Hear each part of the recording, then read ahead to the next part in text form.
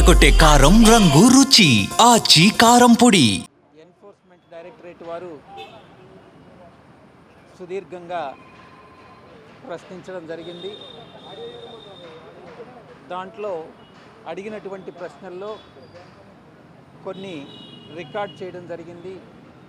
కొన్ని ప్రశ్నలు జవాబులు రికార్డ్ చేయకుండా వదిలివేయడం కూడా జరిగింది. మొట్టమొదటిగా ఈ లిక్కర్ స్కామ్ అనేటటువంటిది జరిగిందా లేదా అన్నటువంటిది మొదటి ప్రశ్న. దానికి నేను ఇచ్చినటువంటి సమాధానం, లిక్కర్ స్కామ్ గురించి నాకు తెలియదు. అది లిక్కర్ అనేటటువంటి విషయంలో ఎవరైతే ఇన్వాల్వ్ అయ్యారో వాళ్ళే దానికి సరి అయిన సమాధానం ఇవ్వగలరు. దీనికి నేను సరి అయిన సమాధానం నేను ఇవ్వలేను అన్నటువంటి విషయం చెప్పడం జరిగింది. మీరు నెంబర్ 2 స్థానంలో ఉండి మీకు తెలియదనడం కరెక్ట్ కాదేమో అన్నటువంటి ప్రశ్నకి నేను ఒక్కటే చెప్పాను.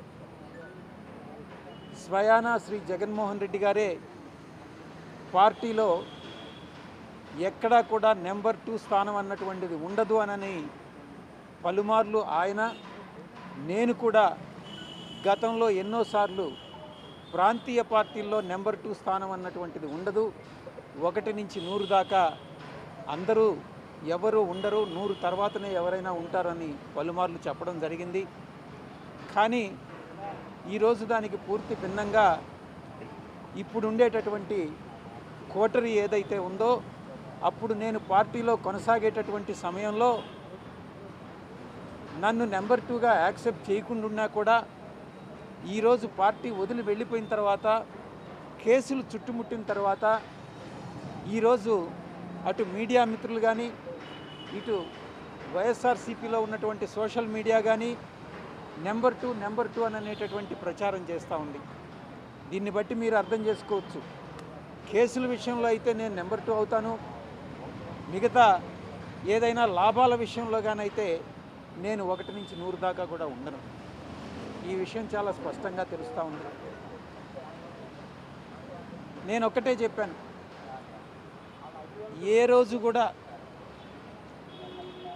అధికారంలోకి వచ్చేంత వరకు 2019 వరకు, అధికారంలోకి వచ్చిన తర్వాత 1 సంవత్సర కాలం పాటు నిజంగా నాకు జగన్మోహన్ రెడ్డి గారు నెంబర్ 2 స్థానం ఇచ్చారు.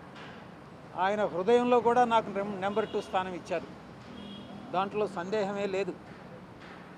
కరెక్ట్గా అధికారం వచ్చిన తర్వాత మే 28 నుంచి ఇంచుమించుగా 2019 తర్వాత ఆయన మనసులో నుంచి నేను జారిపోతూ వచ్చాను. ఎందుకంటే ఈ పనికిమాలిన కోటరీ వల్లనే. ఆయనలో ఒక అభద్రతాభావం కల్పించి, నేనేదో గతంలో చంద్రబాబు నాయుడు గారు ఎలాగైతే ఎన్టీ రామారావు గారిని వెన్నుపోటు పొడిచారో అలాగే నేను కూడా జగన్మోహన్ రెడ్డి గారిని వెన్నుపోటు పొడుస్తాను అన్నటువంటి ఒక అభద్రతాభావాన్ని ఆయనలో కల్పించి నన్ను 2020 నుంచి నన్ను పక్కకు నెడుతూ సైడ్ లైన్ చేస్తా రావడం జరిగింది. దాన్ని నా దురదృష్టం కొద్దీ జగన్మోహన్ రెడ్డి గారు కూడా దాన్ని నమ్మడం జరిగింది. ఇది సత్యం. నేను నమ్మినటువంటి ఆ వెంకటేశ్వర స్వామి సాక్షిగా చెప్తా ఉన్నాను, 2020 నుంచి నేను సైడ్ లైన్ కాబడ్డాను అన్నటువంటి విషయం. ఇదే విషయం నేను చెప్పడం జరిగింది. ఇక లిక్కర్ స్కామ్ జరిగిందా లేదా అన్నటువంటి విషయానికి వస్తే నేను ఒక్కటే చెప్పాను. అప్పట్లో మా అధినాయకుడు జగన్మోహన్ రెడ్డి గారికి తెలిసి అటువంటి స్కామ్ ఏమీ జరిగి ఉండదు. జగన్మోహన్ రెడ్డి గారికి కానీ తెలిసి అటువంటి స్కామ్ జరిగితే ఆయన ఊరుకోరు. నాకు తెలిసి అటువంటి స్కామ్ నా దృష్టిలో లేదు అన్నటువంటి విషయాన్ని నేను స్పష్టంగా చెప్పడం జరిగింది. అయితే దీన్ని రికార్డ్ చేయలేదు. ఎందుకనంటే భవిష్యత్తులో ఇంకొక రోజు పిలుస్తారనుకుంటా. ఇక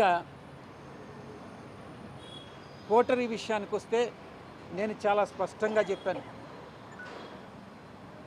జగన్ నాకు నెంబర్ 2 నేను అనుకోవట్లేదు. నా నెంబర్ 2 స్థానం ఈ 2020 నుంచి వెళ్ళిపోయింది అన్నటువంటి విషయం. ఇక మీరు పార్టీ నుంచి ఎందుకు వదిలి వెళ్ళిపోయారు, దానికి లిక్కర్ స్కామ్ ఏదైనా కారణమా అన్నటువంటి ప్రశ్నకి లిక్కర్ స్కామ్ అనేటువంటిది నేను నమ్మడం లేదు. జగన్మోహన్ రెడ్డి గారు ఆ లిక్కర్ స్కామ్లో ఉంటారని నేను అనుకోవట్లేదు. ఆయన హృదయంలో నేను స్థానం కోల్పోయాను కాబట్టే ఈ పార్టీలో ఇమడలేక, ఓటరి యొక్క హరాస్మెంట్ తట్టుకోలేక, ఆ అవమానాలు భరించలేక నేను పార్టీ వదిలి వెళ్ళిపోవడం జరిగింది. అయినప్పటికీ కూడా దీన్ని నేను అఫీషియల్గా ఆన్సర్ చేయదలుచుకోలేదు అన్నటువంటి విషయాన్ని నేను చెప్పడం జరిగింది. ఎందుకంటే దానికి చాలా కారణాలు ఉన్నాయి. ఆ కారణాలకి ఈ యొక్క ఇన్వెస్టిగేషన్కి సంబంధం లేదు కాబట్టి నేను ఆ ప్రశ్నని ఆన్సర్ చేయలేను అన్నటువంటి విషయాన్ని చెప్పడం జరిగింది. అదే రికార్డ్ చేయడం జరిగింది.